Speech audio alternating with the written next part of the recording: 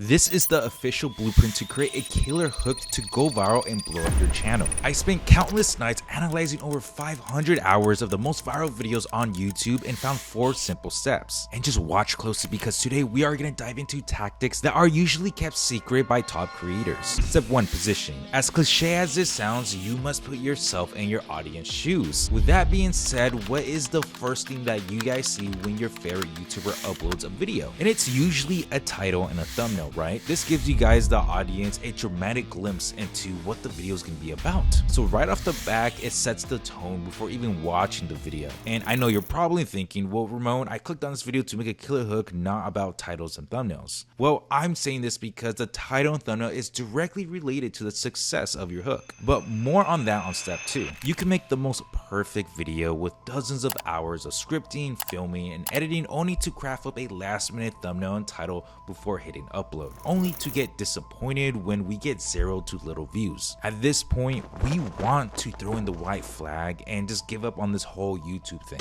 But the reality is that your audience won't see your perfect video right away. All they see is your title and thumbnail that you guys put the least amount of work and effort into it. And if those don't catch their attention or interest, they won't even click on your video and you guys won't get any views. You need to spend time crafting an intriguing and compelling title and thumbnail first. The thumbnails tend to be clear, tend to not have much clutter, tend to be pretty simple. Titles tend to be less than 50 characters. After you see those thousands and then tens of thousands of times, it just starts to click in your head. This will position the viewers to set expectations, and at the very beginning of the video, you want to minimize the drop-off. You want to make sure to assure the viewers that those expectations are met. Step 2. Instant gratification. In 2016, I took a screenwriting course that changed the way I look at thriller films. Directors like Alfred Hitchcock were the masters of retention hacks to keep people glued on the screen back in the 50s to 60s, which is the reason why a lot of movies nowadays start with an action scene to introduce the story, and even some movies after start with the ending in the beginning, so the audience will actually stay to the end to see how the story unveils itself. This gives the viewer instant gratification.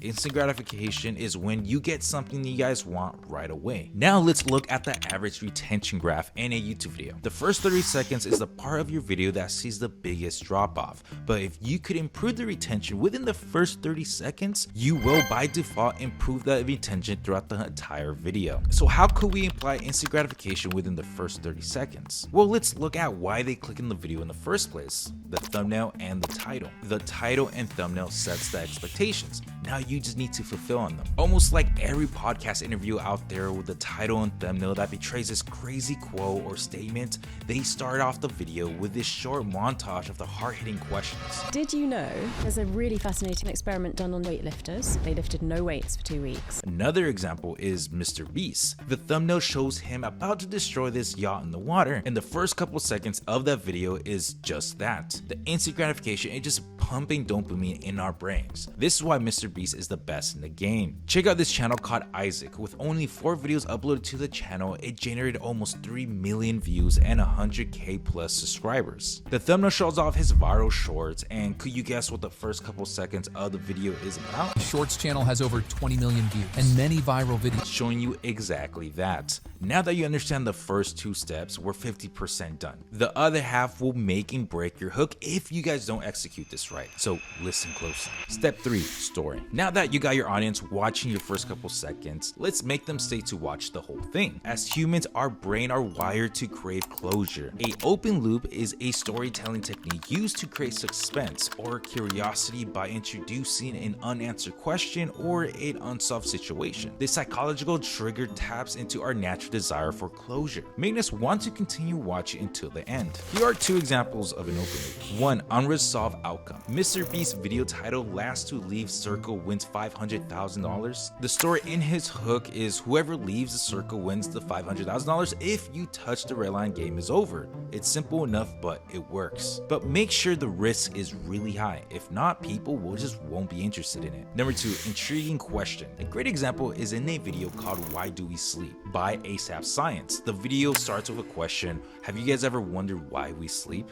Questioning the most basic human necessity will for sure turn some heads. Editing the hook with who, what, and where is the most common format that I see everyone use. Picking the right open loop for your hook has a lot to do with the niche that you guys are in. If you are an educational channel but try to do crazy spectacle hooks just like Mr. Beast, it probably won't work that well. Instead, you should find out what a really good video looks like in your niche and take inspiration from that. Now that you know the power of positioning, instant gratification, story, there's one more thing that ties everything together. Step 4, visual appeal. All the hooks that we've been showing so far have multiple cuts, fast-paced editing, music, sound effects, and animation. And that is because you must remember that YouTube is a visual platform that emits visuals and sound, which could directly impact the mood and tone of your audience. That's why I'm a huge believer that you should spend most of your time editing the hook than the rest of the video itself. Let's say if you're really good at motion graphics, that is where I think you guys could shine and have the competitive edge. Or let's say you don't know that technical skill like the rest of us, you could still have some success because there is this thing I like to call show, don't tell. When Mark Rober provides context about an egg dropping,